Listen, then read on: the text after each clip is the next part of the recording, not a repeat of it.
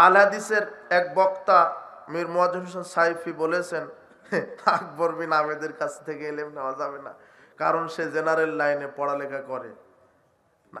ইলম নেওয়া এই কথা বলেনি, বলছে ফতোয়া নেওয়া যাবে না। আমি ওই ভিডিও ক্লিপ তো শুনেছি। তা আমি ফতোয়া দিই না, তো আমি প্রশ্ন করে উত্তর দিই, যদি জানা থাকে দিই, না জানা থাকলে আমি ফতোয়া দিবে আলেম ওলামারা। কথা বুঝেননি? আমাকে খেপায় দেন কেন? সময় নাই, তাহলে একটু বলতাম। এ ব্যাপারে বলেছিলাম, আহলে হাদিস মসজিদের স্বাভাবিকের অনেক জোরে আমিন বলে, জোরেই বলতে মসজিদ কাঁপায় দিতে হবে, জোরে আমিন। এ তো অনেকেই মনে করে মসজিদের পরিবেশ নষ্ট হয়।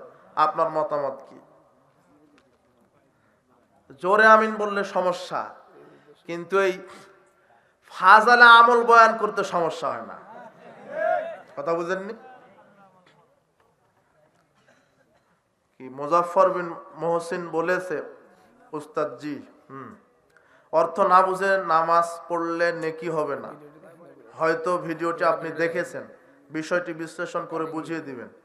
ওটা হয়তো বা বুঝার ভুল, হয়তো ওটা কিভাবে বলেছেন, তবে সালাত হবে, নেকি কম হবে। আল্লাহ সকল ধর্মেই হিজরা মানুষ কেন সৃষ্টি করেছেন এবং কোন নবীর সময় থেকে?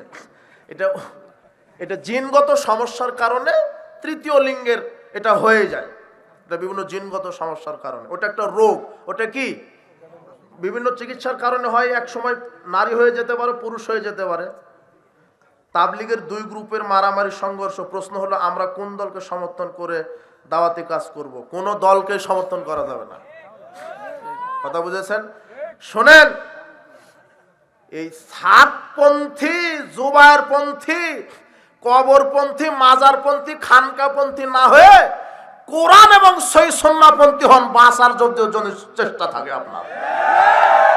বাঁচতে যদি চান কোরআন সুন্নাহপন্থী হবেন। কথা বুঝেছেন? বিচার মাঠে নেতা হন মুহাম্মদ সাল্লাল্লাহু আলাইহি ওয়াসাল্লাম। ডক্টর মিজানুর রহমান আজহারীর বক্তব্য শোনা বা তার থেকে ইলম নেওয়া যাবে কি?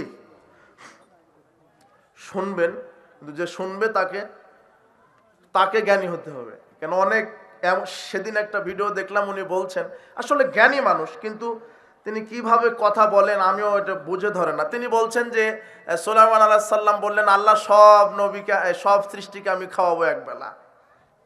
তোমার যত সৃষ্টি আছে সবাইকে একবেলা খাওয়াবো। তো 6 মাস ধরে রান্না বান্না করলেন, ওই সমুদ্র থেকে একটা মাছ এসে এক লোকমাতে সব খেয়ে নিলেন। অথচ এর কোনো সনদই নেই। জাল, যদি জাল সনদও নেই। কথা বুঝলেন? কিভাবে যারা বক্তব্য দেয়, এই জন্য অনেক ভালো ভালো কথা বলেন,